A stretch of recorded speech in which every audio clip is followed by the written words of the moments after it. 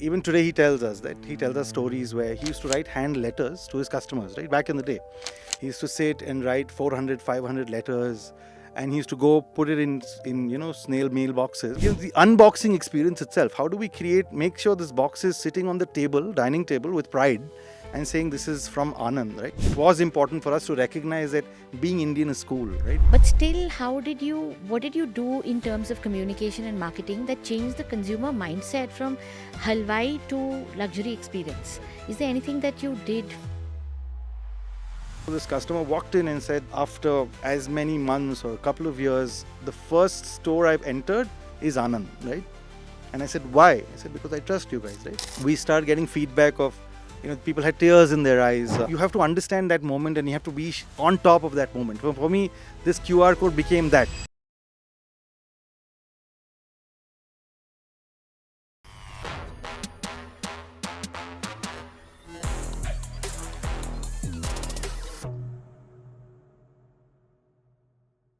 Hello and welcome to Iconic Brand Stories. This is where we sit down with some of the masterminds behind the most loved brands and uncover bold strategies, creative ideas, and the untold stories that have made them iconic. Today we have with us Ankush Dadu, Director Anand Sweets, a brand that has turned a traditional business into a modern retail business. And he's gone on to prove that heritage isn't something that you preserve, it's something that evolves and stays relevant with the times. Welcome, Ankush. Thanks, Ina. Thanks for having me. To begin with, I'm very curious to ask you that Anand Sweets, which started in 1998 and started as a traditional brand selling mithai, how did you take it to a journey and through a journey that today Anand Sweets has gone on to become one of the luxury indulgences in modern India? And what was the journey like? What was the turning point? Tell me a Right. little more about that. Of course. So, like you mentioned, Anand started in the year 1988. It was started by my dad, who's Anand himself. And, when he started in the year 88, it was about survival, right? That's the only thing he knew how to do. He was working in another sweet store for about Okay. 18 odd years before Wow. he said, okay, I'm going to go crazy with four of us, four children. We were just born then. And then he said, I'm going to go and take this dive into entrepreneurship. And the only thing I know how to do is make good mithai and give the most impeccable, customer service. Even today, these are two things which we are known for. We've been continuing to do so, right? And when we started in '88, when my dad started in '88, right? The industry was mithai was a very traditional industry, and Absolutely. uh, especially in a place like Bangalore. Bangalore was not as cosmopolitan. Bangalore had limited, North Indian diaspora, limited people from elsewhere. It was almost a retiree paradise, right? Like people would come and settle down. So the old Bangalore was what my dad, thought he wanted to appeal to initially, right? Because that was the market by then, right? And back in the day, we had products which catered to, of course, the laddu, kaju katlis, all of them were there, but he specifically catered to some of the South Indian products, which is why Mysore Mysore Pak Pak. came, Jhangiri came. A lot of these products were very loved sweets, which are still made in homes, right? Now, with time, what he started doing was, of course, focus on the quality was always there, but the marketing had to be there, right? So, even today, he tells us stories where he used to write hand letters to his customers, right? Back in the day, he used to sit and write 400, 500 letters, and he used to go put it in snail mail boxes to inform, his prospective customers in terms of what are the new products out there, if there is a season, give them greetings, things like that. So he's somebody who stayed very, very close to the customers when none of us knew the M of marketing. He was doing it by hand by back then, right? And the CRM was already CRM was already in underway. place, right? Yeah, So I I can mean, when you understand. connect the dots, it just seems so fascinating that these are all things which we complicate. But it's like when you think of it, he says that I needed the customers. What do? I reach out to them, and how do Yeah. you reach out to them? Back then, it was simplest to just write them letters, right? And since then, right? Then I have brothers. So at every point, one of us joined the business, and when somebody comes into the business, either you say, we continue to do what our dad That is did, yeah. doing, or we say how why do we spice it up, right? So I think the first big move for us was how do we look at mithai from a branding perspective. Earlier, mithai is always the industry has always been a very family run business where uh, you ask the traditional mithai business families, they would say, you ask dad to give money for branding, he'll say, get lost, sit in the shop. So it's a typical banya Second mentality. Second generation generation, dilemma. yes, right.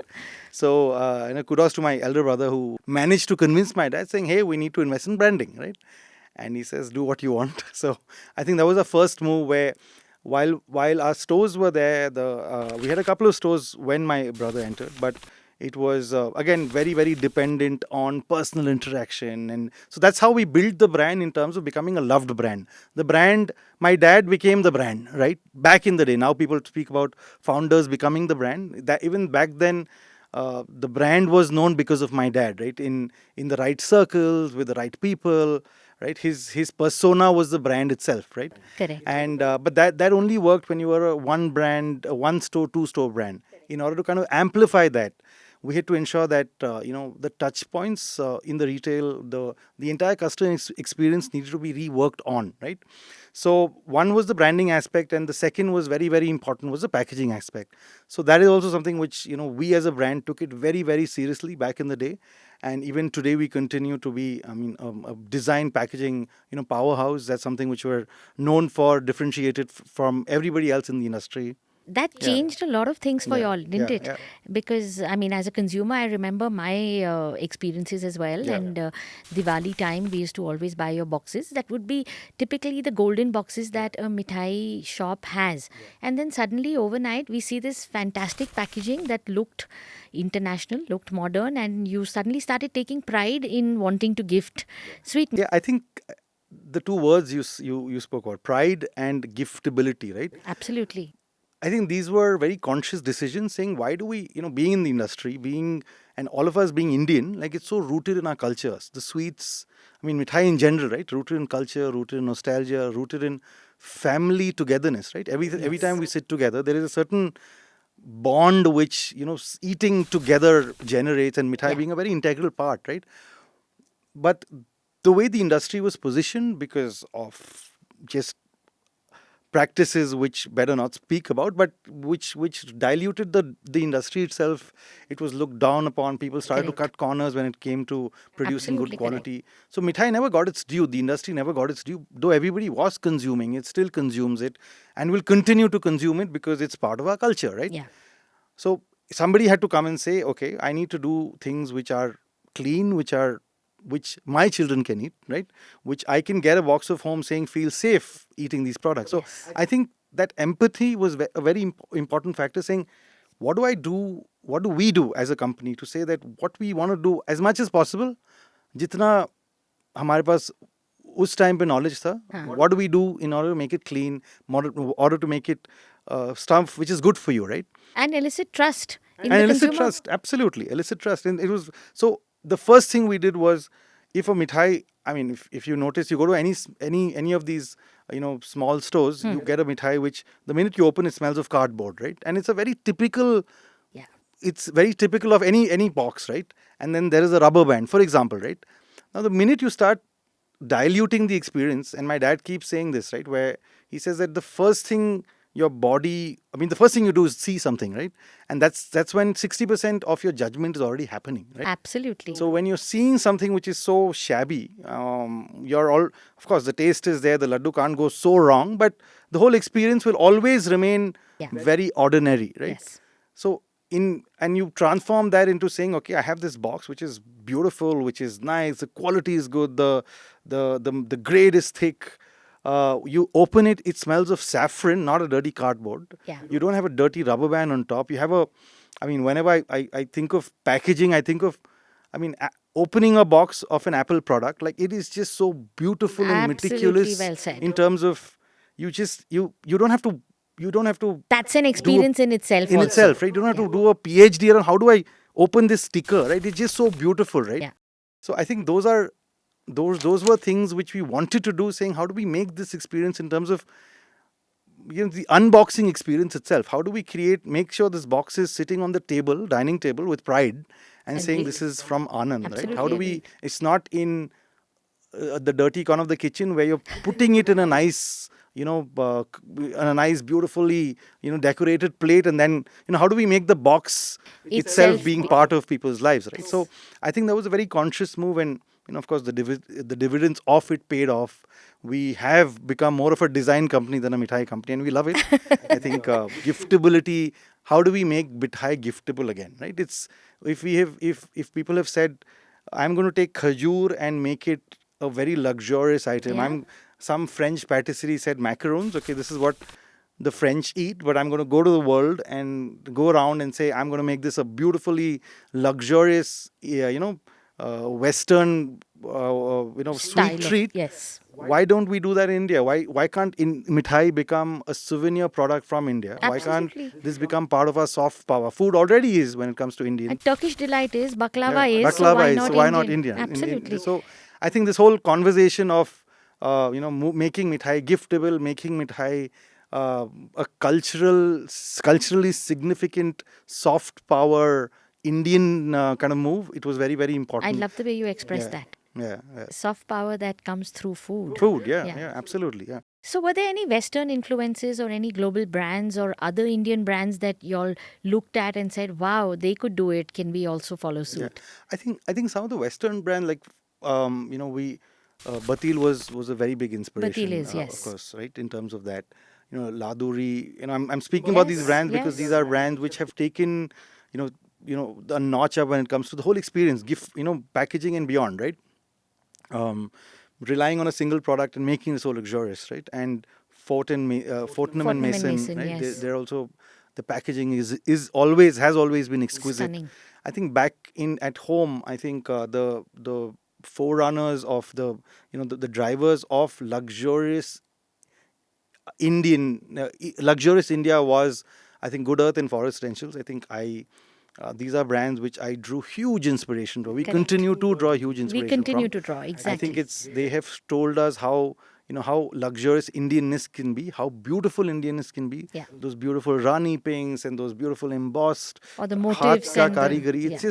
It's beautiful, and it just makes you swell with pride that this is what our country is about. This is what our history is about, and being so in being like the you know so entwined with culture.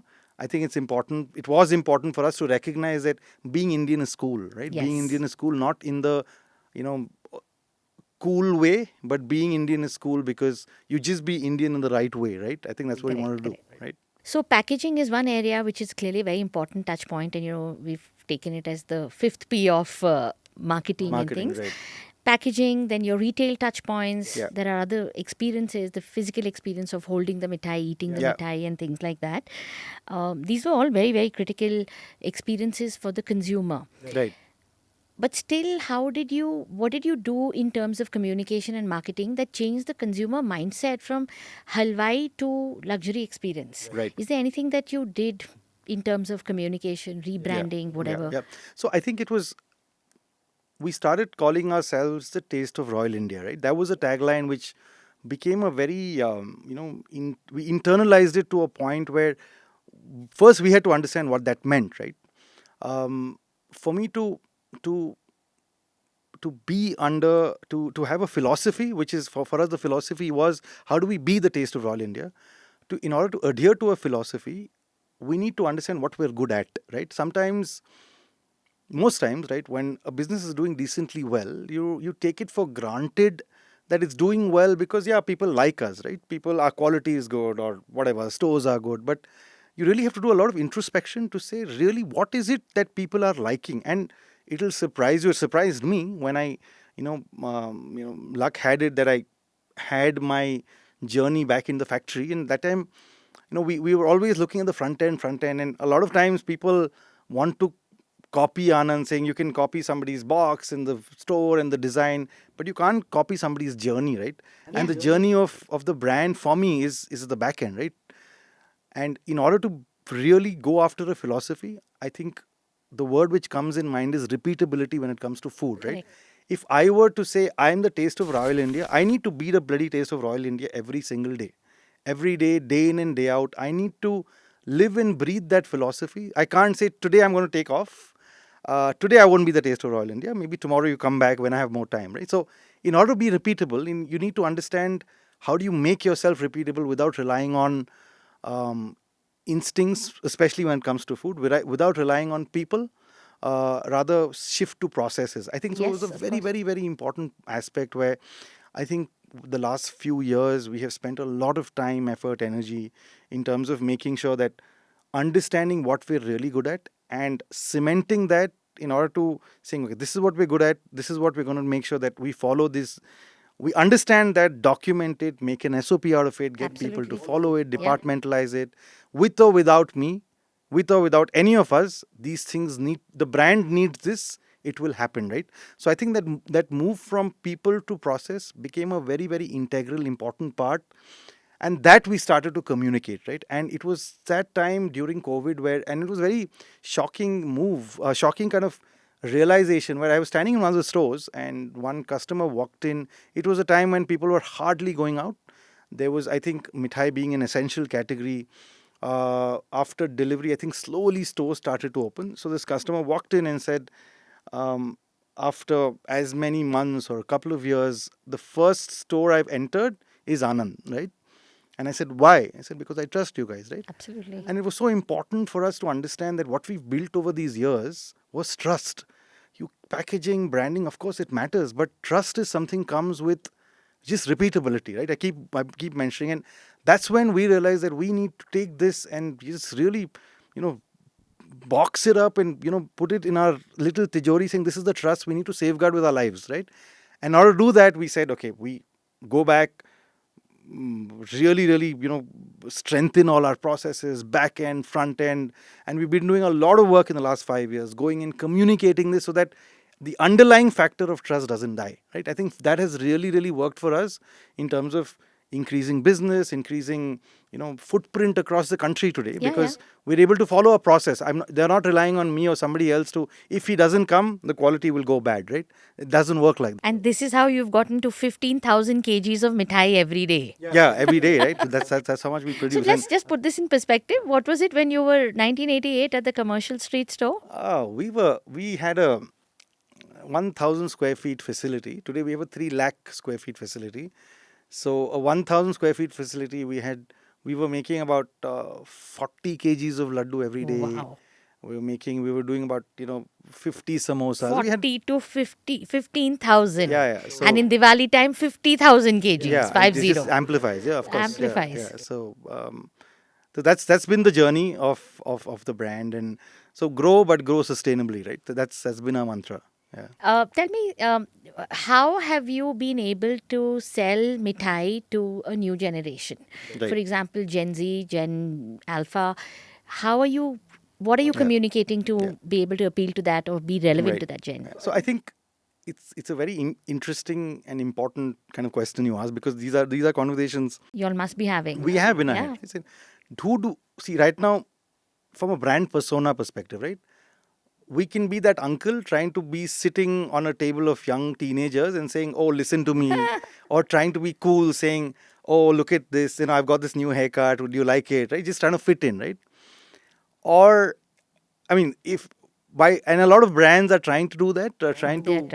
trying to go down to that level. I'm not saying that's any bad level, good level. Trying to go down to a level where they're trying too hard, right, to fit in, right?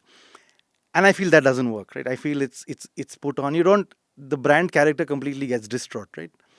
Um, I think what we're trying to do with Gen Z, of course, we're talking their language. We're talking in terms of the traditional stuff is always there, but the hooks become more interesting products. The hooks become more because the Gen Z today is more exposed. They have an international palette today. Yes. So the more you start catering to these international palettes, the more you saying, "Oh, this is available." You create those wow factors. I think that's your hook in order to make sure that, hey, mithai is still cool, right? Relevant. Relevant, right? Yeah. And of course, the packaging really helps. and then you start introducing them to the classics, right? And they say, oh, this actually tastes so good, right? Yeah. I said, it's always tasted good, it's just not sold to you well, right? I think that's the difference, where from just tastes good to sell well, I think that's what we've done. So in the store, the experience, the way our managers, our sales staff are trained to talk about the products, right? We have various sampling stations within the store. Okay. We're trying to be very innovative with flavors, right? With just yesterday we were trying to do something with blueberry, right? So again, these are Nice. flavors which, as when I was very young, I used to love the black currant ice cream, right? Correct. Whenever I used to go, I used to love it, right? The color, and it just happened. Like I started researching on what black currant I can do. So trying to do some kaju fusion with a little bit of black currant in it. Um, Again, all of these flavors which the younger audiences appeal to, like kaju katli today. I have a regular kaju katli. I Yeah. have a jaggery kaju katli for the health conscious Yes. people. I have a strawberry kaju katli. I have a Sugar-free or pan whatever. kaju Pan katli. kaju. Yeah, and now I'm working on a blueberry. So these are things which, Wow. again, how do you, though 80% of the sales come from the regular ones, but the innovation is what drives Innovation is what drives. Yeah. Relevancy, if I would relevancy, say. right? Yeah. But Yeah. how do you communicate to this to the So audience? again, I on think the this? communication, like through our online social channels, of course, we're not trying to be over preachy. We're not trying to be like that uncle sitting on the table. Absolutely, you But can't. trying to see what is it that is working, right? User generated content, trying to go and fit in terms of those audiences where, you know, like we've had these campaigns where maybe you walked into a we work with a box of mithai, Okay. and the first reaction is, oh, I don't eat mithai, right? It's Correct, okay, of just course. try, right? And once you start getting real with the audiences in terms of who's watching, who's consuming, saying I feel the same, but somebody who's eating the mithai and like, oh my god, this is so good, what is this, right?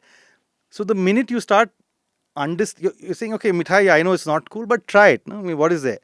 And that kind of campaign, for example, I remember was one of the most successful campaigns we had, where uh, it appealed to the Gen X. The user, it was very genuine. I think genuinity is a very important aspect of communication. But how do you take this? This seems very hyper local. Yeah. If you were to go into one of the places, how do you Yeah. transcend across the country? Right. And through a digital screen, because Right. India is a very touch and feel, Sure. smell, taste audience. Right. And your salesperson will say, "Madam, try kar lo." Try kar lo, right. How do you do that digitally across the screen? Right. I think we've gone beyond being a product company, right? I think the transition from a product company to a company which celebrates you, celebrates festivals, celebrates occasion, celebrates the moment, celebrates togetherness, celebrates nostalgia, celebrates just in general, right? Yeah.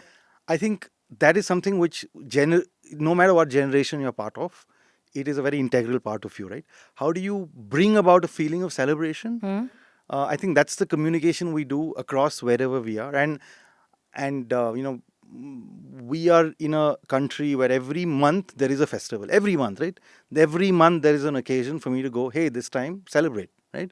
If you don't do it this month, next month. So the occasions of me talking about celebrations is so many in the year. So Yeah. so the relevance start to come. So it's once you start tapping on that feeling, I think the product will work itself. And once the product goes in somebody's mouth, that'll do all the talking. So the right? trial, inducing a trial is most important. Most important, absolutely. Inducing a trial is very, very critical. Even across Q-commerce portals, now we're present in all digital channels.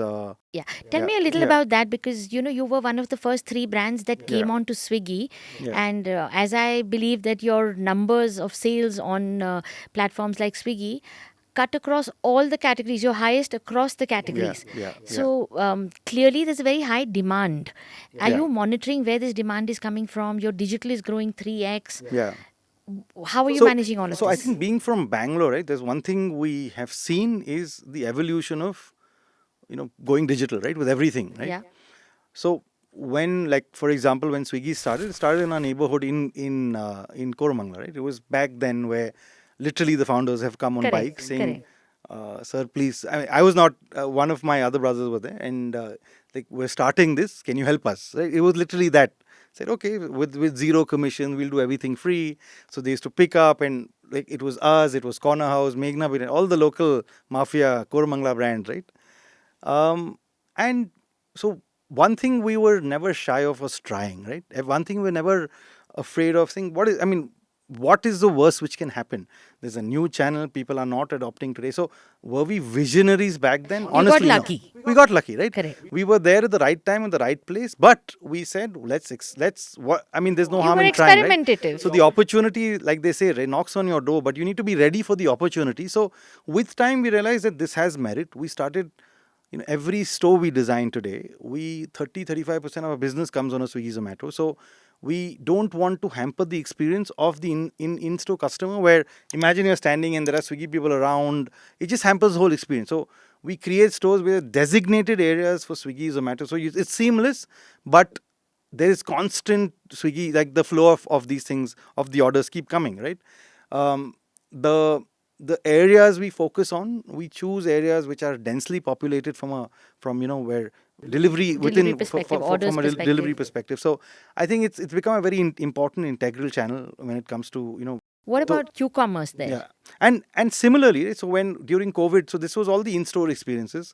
During COVID, we realized that it was important for us to, not put our eggs in one basket. The world was going digital. This whole D2C craze started to come in. Though we had a website back in 2012, I mean, we continued. I mean, from then till now, we were commerce enabled back then, but the focus was not so strong when it came to digital channels, right? And in fact, back then, my wife was working in Amazon. And she told me, why don't you sell digital? I said, why will I sell mithai on Amazon? I said, why not, right? So literally it was that. And then I started doing that.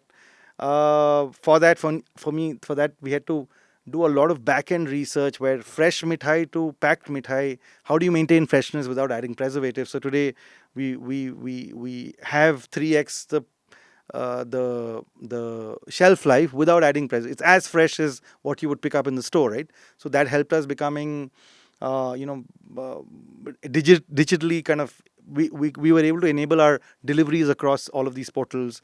So from marketplace, as and when q-commerce evolved, we were one of the few players, right? When Blinkit, Grofers was there, Big Basket was there. All of these are mostly Bangalore brands. So it was easy for us to get a Inroads into them. yeah, foot in the door, Yeah, saying, yeah. hey, we're Anand. Hey, of course we know you're Anand. What do you want from us? So I think being from Bangalore, that helped. All the relevant people, the management in these companies have tried our products. Are very fond of what we do. So for us, it was the sell became easy, and then, of course, back end, the execution, quality, the packaging, and we understood the whole online space very very well from the marketing perspective.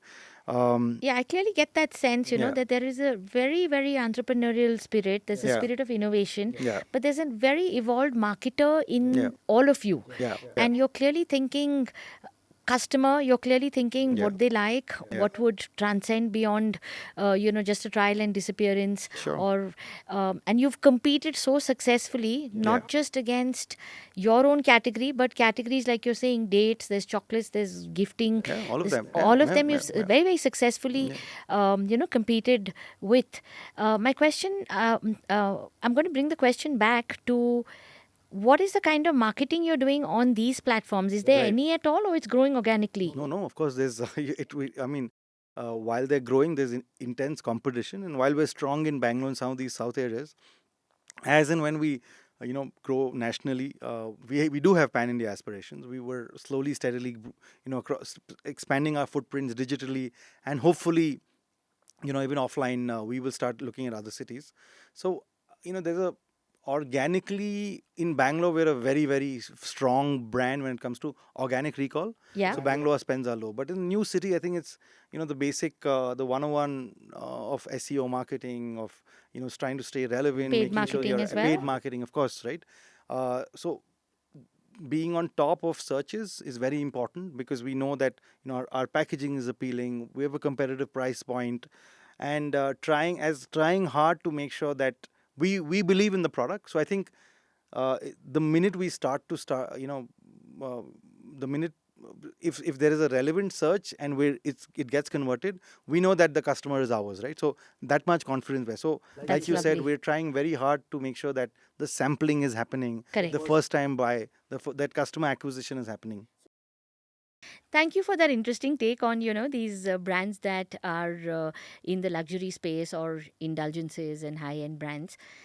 I'm just wondering, how does Chak Now, the brand that you have, which is really across stores today, how does that compare to a taste of royalty? It doesn't really, Yeah.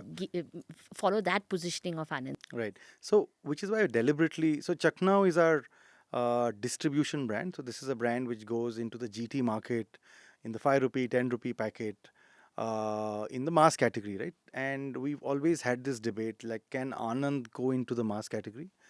And more we thought about it. We're trying to create an Anand's to be an experience rather than, create something which is, easily available, right? So we decided to go with a brand which is more fun, which is kind of declutter the existing namkeen extruded snack space. So which is where we launched Chak Now. This is a brand which right now has a bunch of namkeens, has sweets, the tin stuff. We've launched a badam milk recently. So this is currently available across 15,000 stores. And slowly, as we started this about 8 months back. In the next couple of years, we want to start penetrating across South, and then within 3 to 5 years, the aspiration at least for it to become a pan India distribution brand from the Okay. House of Anand, right?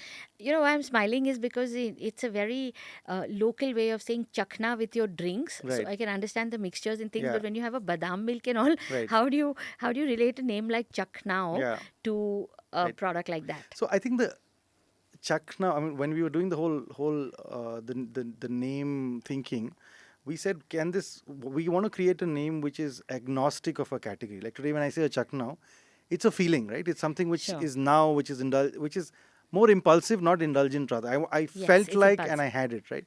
So a Chak Now, and our branding also is, there's a figurative branding where there's a guy. I would call it branding in motion, where there's Okay. something actually going in somebody's mouth, right? So it's Fair enough. it's it's something which is, it invokes urgency. It invokes, oh, I feel like having it now. Now, yes. So that we wanted to. So even a badam drink today is, I'm feeling hot. I want to pop that can and have it, right? Okay, So which is why this, it works in the it same works, category. right? So Yes. namkeen, badam, the drink. Tomorrow, as we move into, we actually, it can move into different categories as we move into dairy, and we move into ready to eat stuff. So all of these things Okay. become a Impulse all purchase. impulse Yes. purchase, which is what this brand, we want this brand to be about. And I'm sure you're pegging a lot on this category because it's Yeah. also easier for distribution. The shelf life is more and all No, of of course, that. distribution, but it's a very, very difficult. It's a very challenging segment, FMCG in general. Yes. But India is a country where, at least when it comes to growth, then the next 5 years is going to experience 18 to 20% growth when it comes to extruded snacks and namkeen. Yes. It's not going to go away at all, right? And being a Interesting. brand which has pan Indian aspirations, we want to be a brand which is, into retail, into export, into online, and FMCG, which will also become a significant chunk. So I think looking at a brand, a holistic brand, food brand, should have its feet in all of these, In in different, it should different have different legs to different take legs. it. Yeah. Yes. So, and that's what I think COVID taught us in a very harsh way, but I think taught us nevertheless. Yeah. Absolutely. So you go into the homes of people, which Yeah. is a Yeah. format that doesn't have to stay fresh Stay. or Yeah. or have Uh, shelf life our which is stores. so less. Yes. Yeah. Yeah. Excellent. Yeah. So where you said 35% growth Yeah. through platforms like Swiggy and Yeah. Q-commerce and Yeah. things. Digital is how much of it today? When you were to say online buying from your website. Right. No, so website is obviously the website. The challenges are, we can never do a 10-minute delivery on the Correct. website. We can never do a 30-minute delivery when it comes to Swiggy. So the website experience is, it's a digital asset. Anybody who's experienced the brand should be able to sing without a doubt. Okay, who's this brand, right? So website is almost like my poster, my digital asset. Your digital Yeah, asset. it helps people to know who I am, and the choice of, okay, ordering things on the website. So the website also becomes a very important point where I can experiment with the most luxurious boxes. And I do that. Like, how Okay. do I create the entire store experience on my website? So I'm trying different models where people can, how do you, if you want to pack a nice box of mithai with 4 varieties, how do you kind of Pick and choose pick and and choose drag and and drop. on the go, right? So trying to do all of those things just to create the wow experience. So website becomes a very important integral part where But still a smaller percentage of smaller percentage. Website is small, but the other platforms are growing tremendously, like the Q-commerce platforms. E-commerce not so much, but our airport Airports, business is doing yeah. very well right now. And you're in 15 cities across the country. In the airports, right? We Yeah. have about 4 exclusive stores in 4 different cities, and then shop in shops, right? Okay. And slowly we're expanding that footprint. So airport, I mean, the RTG and the upcoming, upper middle class is mostly in airports today, right? Our travels have increased 5x from what they were. So airports become a very, very important Introduction introduction space. to the space, Yeah. introduction to the brand, To the brand, yeah. and we've seen that it has, people from all over the country have started to recognize our brand. People from all over the world, right, being in strategic airports, right? Ahmedabad is a very strategic airport. Kochi is a very strategic airport, where the Indian diaspora going out of the country starts to become very, very heavy when it comes to these cities, right? So we get a lot of people who have tasted our product in the US or in Canada or in Dubai, and we're actually exporting to these countries. So I mean, again, in hindsight, when we think of this, it's mutually kind of benefiting us from a branding perspective, Yeah. from a positioning perspective. And your packaging for the airports has changed, or no? You keep it No, of course. consistent. So airports, we again take it another notch higher. We so for example, Mysore Pak, Yeah. we've realized has become such a beautiful souvenir product, and we make Mysore Pak. I mean, I love the way we make our Mysore Pak. It's very, very, very thought through. The ingredients we use are very specific to that product, and we have about again 5, 6 varieties. But it so many gift worthy packs, right? In terms of we have things which you can gift. So anybody is going from Bangalore saying, "What do I get from Bangalore?" Get a beautiful box of Mysore Pak, which is in a tin, nicely wrapped with a nice ribbon, with a nice card on it. What do we get from Bangalore? We have something called the Karnataka box, right? We have a small little toy from Channapatna in that. We have a silk Lovely. scarf. Lovely. We have some stuff which is there in the local Karnataka mithai, right? Yeah. So again, right, how do you go beyond So the memorabilia product? and souvenirs, How do you which go, because you create a story with that. And it's absolutely. like a book. You open that book and there are slots, and these are things which people appreciate, people love, and it feels nice to again be a representative of the culture, right? You know, I really have to applaud your spirit of detail, attention to detail. Yeah. I am a regular purchaser of the Mysore Pak from the airport, Right. and I look at the form factor that you have, the slim box that can go into a laptop bag, Yeah. and so beautifully done that it Yeah. doesn't. It's not unwieldy chunky, at all. yeah, yeah. And I think that is tremendous attention to detail. In yeah. fact, when I travel overseas, I always pick up 5 to 6 boxes for everybody who I'm meeting because it's so Right. easy to carry those. Right, So right. kudos, Right, really, thank you, really well thank you. done on that. Right, thank you. And no, this brings me to the fact that there are other brands in your repertoire of brands as well, which Yeah. is, Purani Dilli, which Yeah. you have as a QSR format, Yeah. and then you have your gifting, which is Royal Union. Yeah. Not many people know that the house of Anand Sweets is behind all of these. Yeah. Today you have a house of brands with a whole lot of these brands. It must be a mammoth marketing effort to be able to market each of these separately, but you don't Right. communicate the fact that they're all from Anand Sweets in a very, very out there manner. So, sometimes marketing is over engineered, right? It's always, how do you market something? The best way to market is for people to come and try your product, for them to say, this is good, and that itself is very strong marketing, for example, right? Why did we create these brands, right? Like, the association with Anand is always with sweets, right? Yeah. It's always with sweets, clean, premium, right? Something like a Purani Dilli invokes a sense of a salivating moment, right? It's a direct association with something with Purani Khana from Purani Dilli, right? So it was, food, like the taste is literally the 10th factor. There are 9 other factors if you tap on in a very nice non-invasive way, your food will sell, right? So I think marketing begins When you're thinking of the when you're concept. thinking of the concept, right? When you're yeah. thinking the thought, if you can understand what the thought behind the act is, you can start marketing, right? So for us, Absolutely. when we started Purani Dilli, it was important where, we said once we've made the sweets industry in terms of cleaner, nicer, why can't we do that with street food, right? Lovely. What better than, Purani Dilli ka street food, right? We said, how do we bring that experience clean, chefs from Delhi, masalas from Delhi, authentic products from Delhi. Like recently, for the month of February, we launched something called Mohabbat Ka Sharbat, right? Mohabbat Ka Sharbat was, if you go to the Jama Masjid lane, right?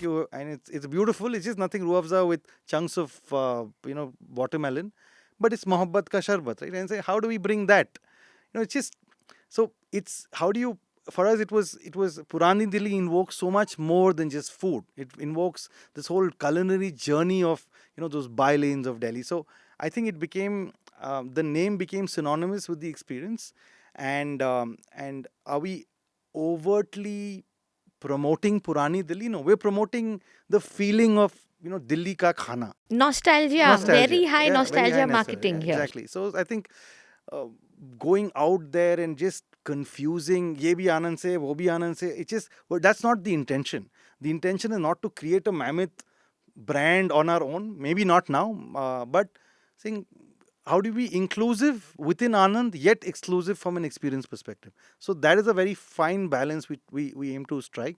It's a fine balance, but Yeah. at the same time, you have brand equity with Anand so much. Yeah. So, piggybacking on that becomes the easiest thing to Easiest do. thing, of course, yeah, and we don't want to shy away too much from it. So it's always Purani Delhi by Anand, right? It's always, though people that direct associate not there, but Endorsed brand then. it is an endorsed brand. And whenever people, people who consume at Purani Delhi very regularly, they'll say, let's go to Purani Delhi, Anand jate hain. Or like it's interchangeable that way, right? So, and that's okay, that's fine for us because the mother brand really works. So, and these sub brands also work in another, like in another experiential way, right?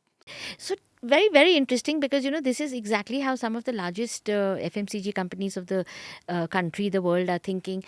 Do you guys sit down together, you, Arvind, Ankit, and you all decide all of these things, or you have consultants coming in? Do you all go back to school sometimes to figure out strategies? There's no right answer for this. Like inspiration can come from anywhere. Anywhere, Right? yes. Anywhere. So we're obviously extensively traveling.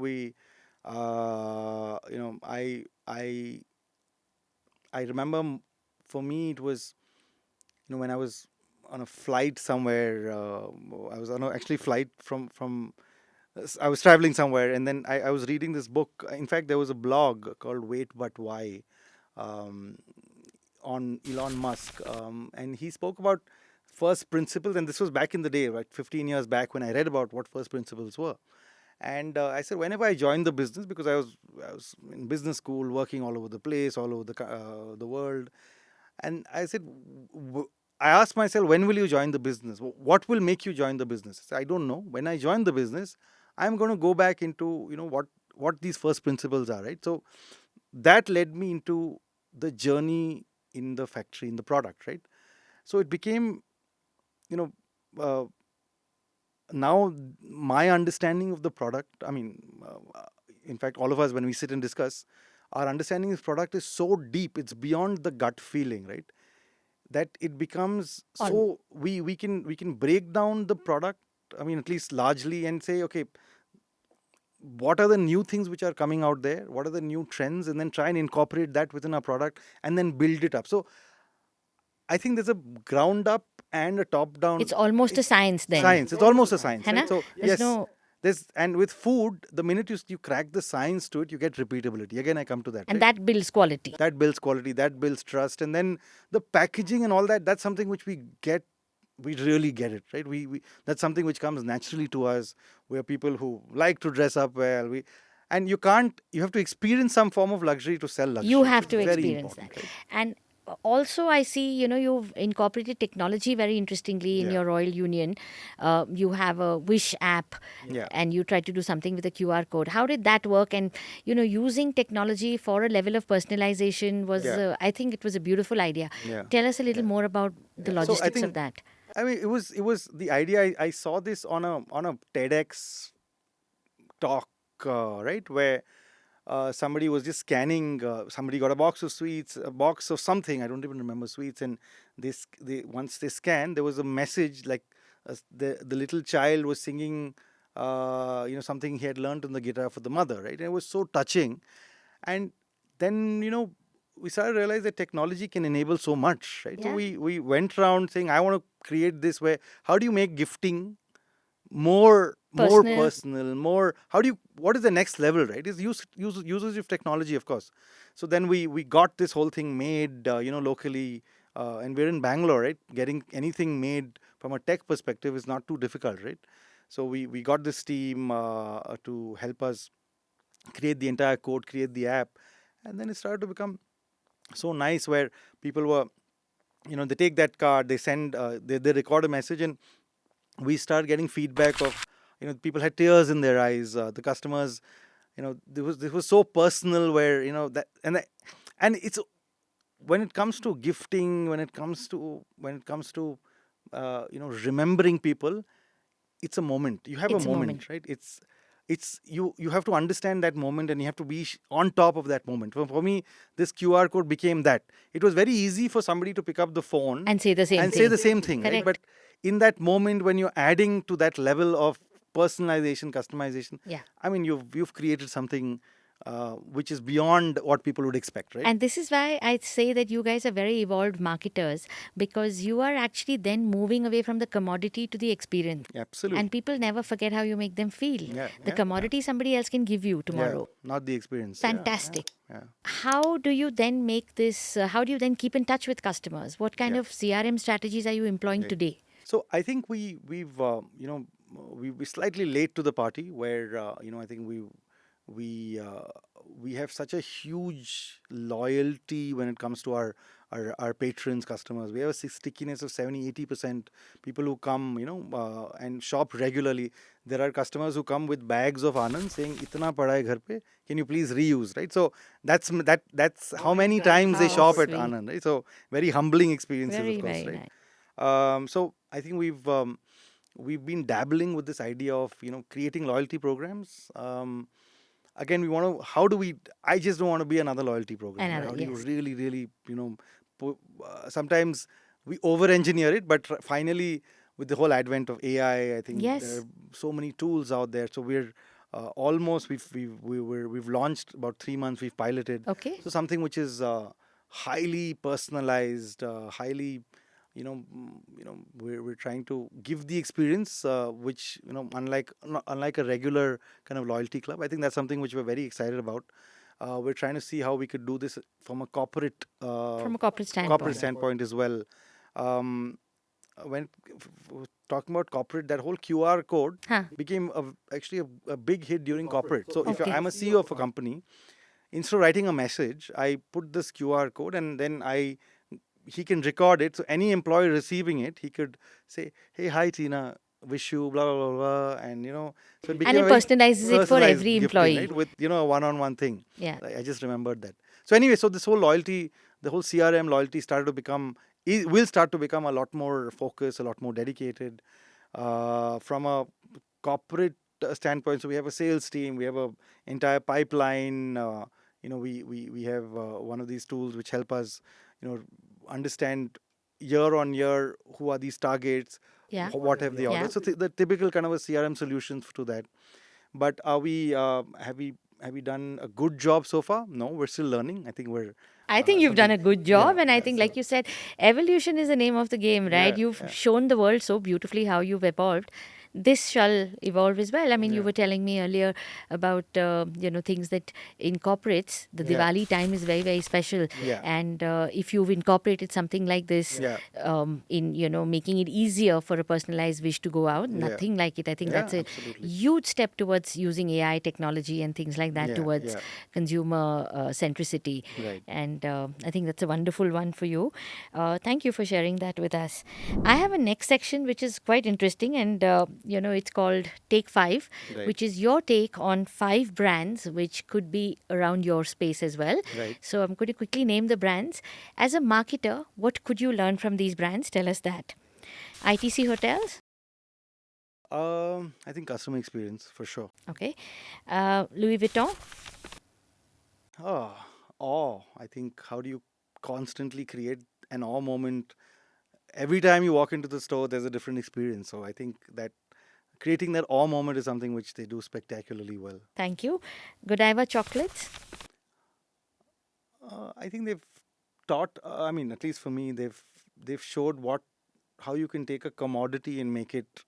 I mean, chocolate being just chocolate to being a product which is luxurious. I think the whole retail experience, brand centricity. I think Godiva became more than it started to redefine the category itself. Right? You were gifting a Godiva, you were just not gifting a chocolate, right? I And I would also think take away form factor. I would also take away gifting, like you said yeah, very yeah, yeah, rightly, presentability of all of those. presentability. Yeah. Yes, yeah, presentability. Haldirams. Oh man, Big Daddy taught us. It just tells us the potential of what being true to your industry, true to just being Indian can do, right? Sure. We're constantly aping the West, trying to be X's of the West and Y's of China. Just be Indian, and there's so much. Aldiram has come and showed the way what we can be, and we're always inspired by them. Always have Broadened the the category for you, broaden isn't and it? not broaden, just Created. created the category, right? Absolutely. Right. So it's So melange and not not mixture, mixtures, Madras yes, mixture. yeah. And the last one is Tesla. I think innovation, right? I think they've taught us like how do you stay relevant? How do appeal, be cool yet be of great quality? So I think that's something which they've done very well. Yeah. And that brings us to the end of a wonderful session with Ankush Dadu. I think he's been candid, he's been extremely transparent on their strategies, and I think there's been a whole lot of learning on how a brand has used nostalgia marketing, has delved into its heritage, and made itself more contemporary for an audience today. This brand is here to stay and is going to be relevant for time to come. All the show notes will carry details about our handles as well as our guests' handles today. So please visit and please follow us. Thank you for being with us today and look forward to seeing you on the next podcast.